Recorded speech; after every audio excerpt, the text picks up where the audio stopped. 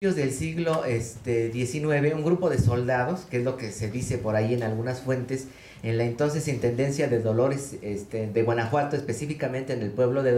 Dolores Hidalgo, llegaron a cumplir la orden, de destruir los viñedos.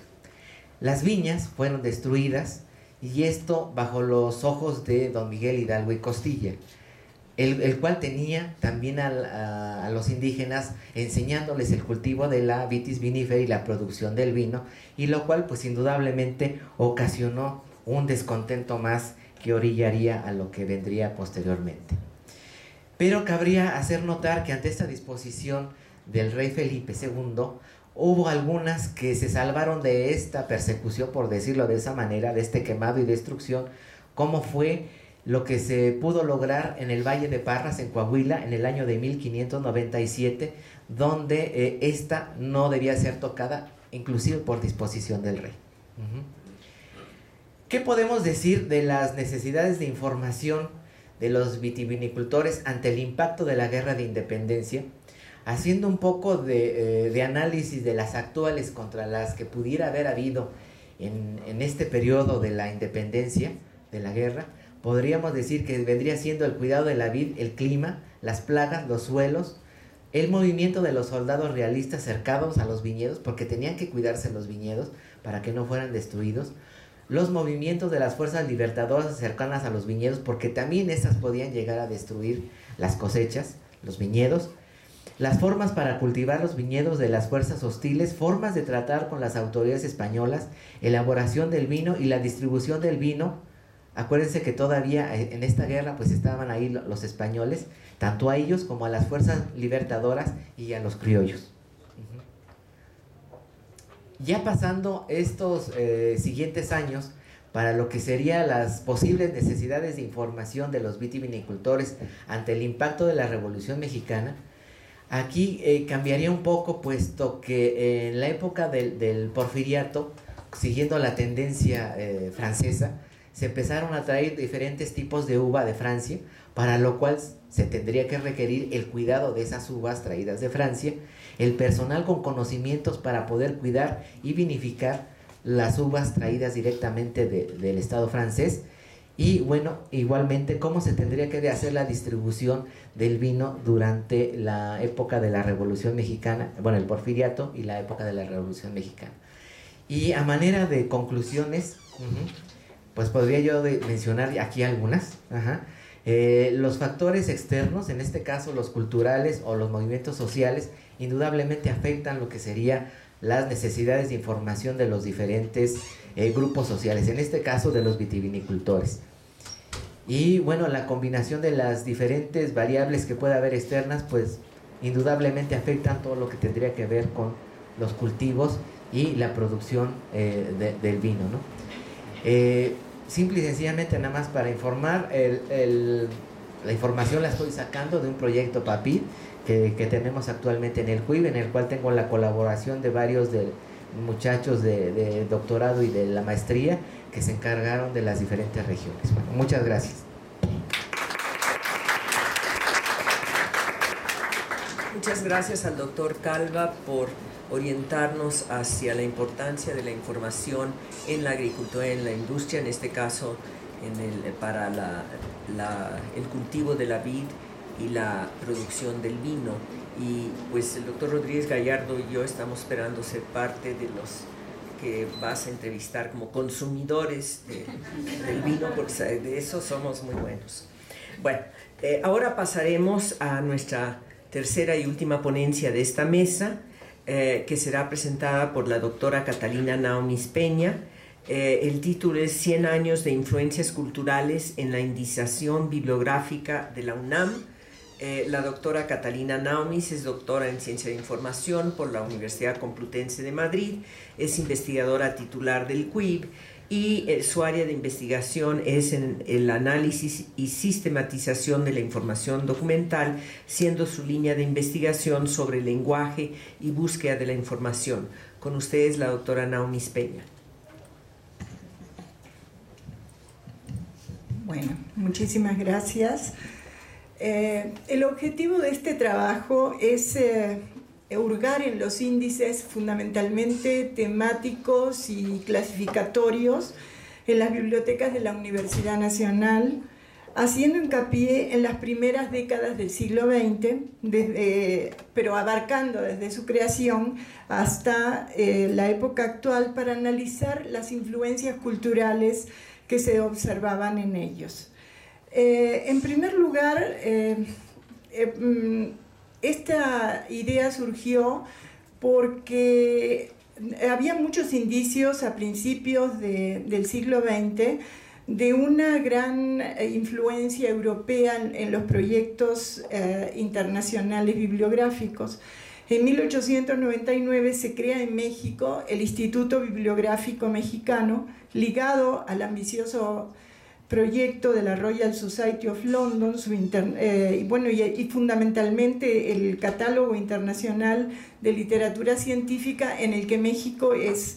participante. Además, se envía a Francisco del Paso y Troncoso a los 2 congresos internacionales celebrados por la sociedad mencionada.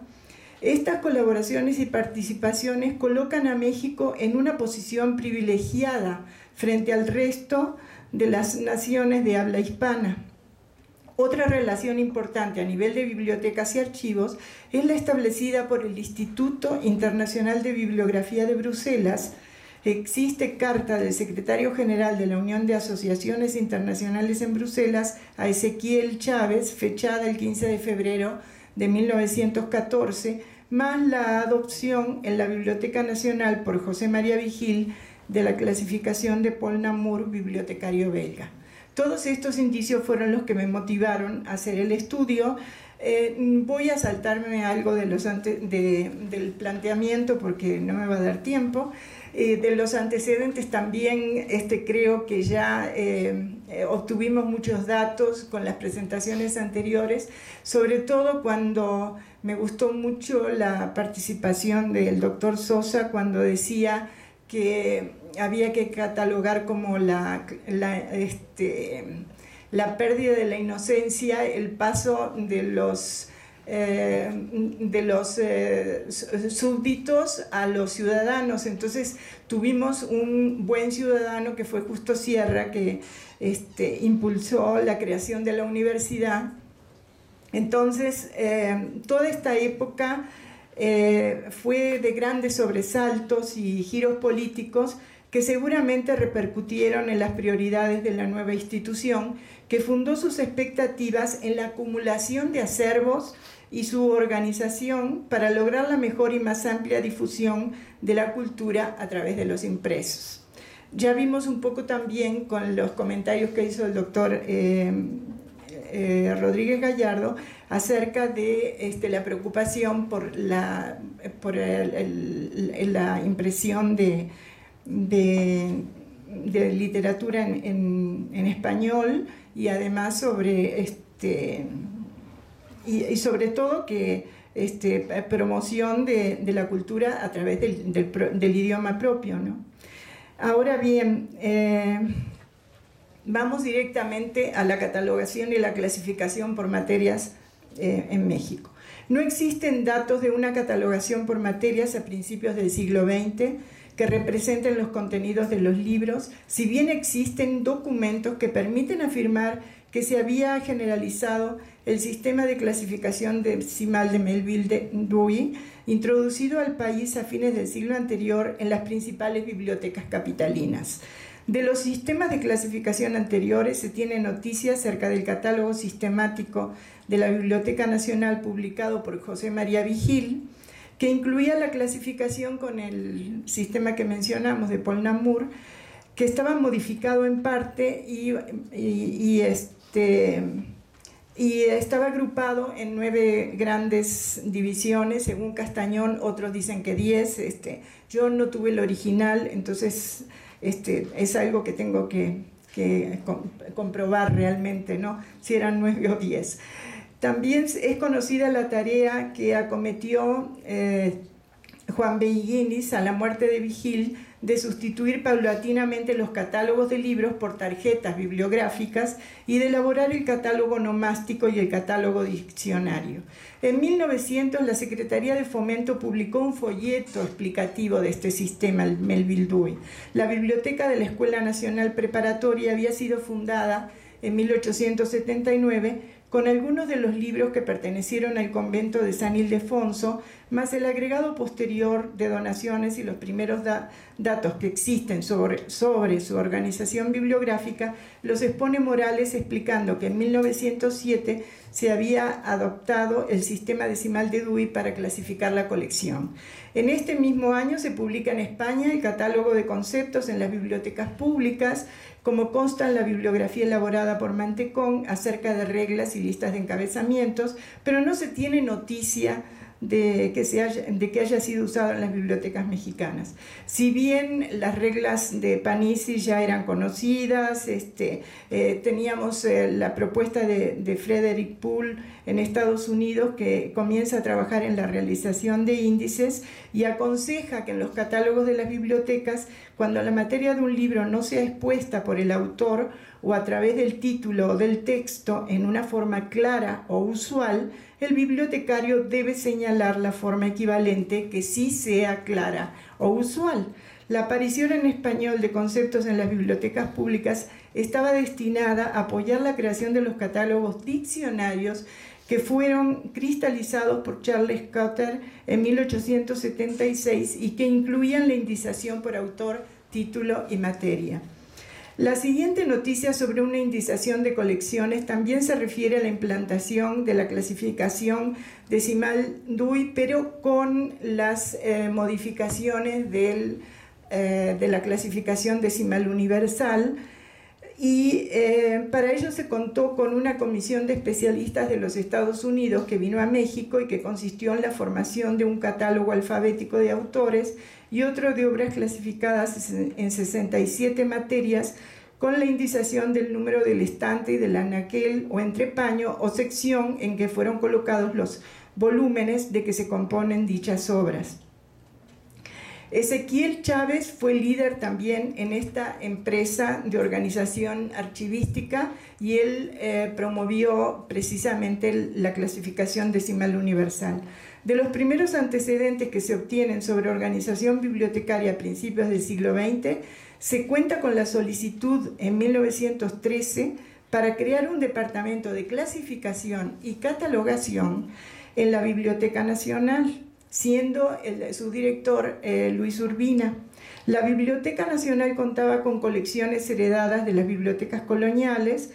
y la colección había sido organizada en la época que José María Vigil fue su director, y Urbina solicitaba en ese entonces, ya había habido mucho desorden, entonces solicitaba un oficial para la catalogación y otro para la clasificación, y en los informes se observaban grandes proyectos para la institución y también la insatisfacción por la carencia de respaldo presupuestal para llevar a cabo la obra de rescate y reformas que requería el establecimiento. Como es sabido, en 1914 la Biblioteca Nacional de México quedó vinculada a la Universidad Nacional de México, y cuando ésta obtuvo su autonomía en 1929, la biblioteca quedó como parte integrante de la UNAM. En los primeros años de la creación de la universidad existían varias personas conocedoras y amantes de las bibliotecas que impulsaron el desarrollo técnico de estas y promovieron la idea de que era necesario elaborar criterios uniformes y únicos para la organización de todas las bibliotecas del país. Destacan entre ellos Ezequiel Chávez, Luis Urbina, Agustín Loera y Chávez y Juan Higuinis. Ezequiel Chávez, como director de la Escuela Nacional de Altos Estudios en 1913, promueve el desarrollo bibliográfico